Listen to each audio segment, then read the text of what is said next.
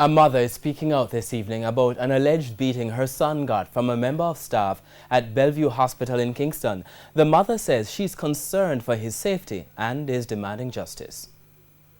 When you think of a hospital, you think of a safe space. But it was far from being safe for Ryan, a 21-year-old patient on Ward K at Bellevue Hospital in Kingston earlier this week.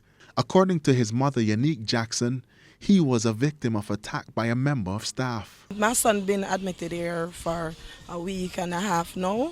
Well, I came here yesterday to visit my son. I saw him sleeping, but the staff wake him up, and when they coming off the bed to me, he was happy. So I said, "What happened to you?"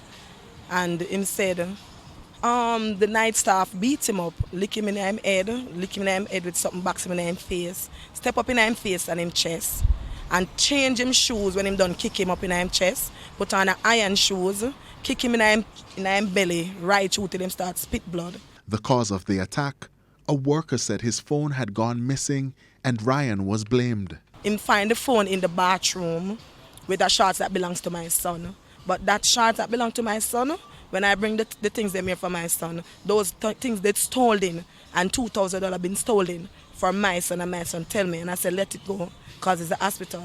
So he never take time out to ask question, then he would know that the shorts was stolen.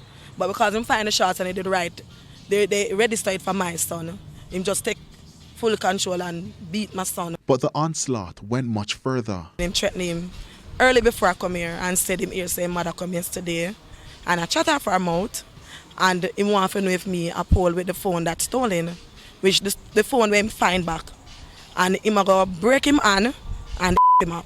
Miss Jackson said the incident was reported to the hospital's administration, which she says issued an apology. But that's not enough for Miss Jackson. Want the person who beat my son to be charged, and the medical bill, yeah, because he was spitting blood and part of his face swelled right now. We tried to speak with the CEO of the Bellevue Hospital, Marlon Graham, about the incident, but he declined a comment.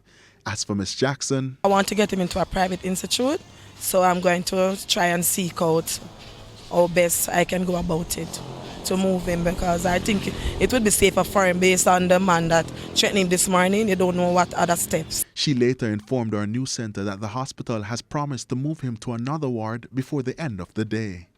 Anthony Lugg, TVJ News.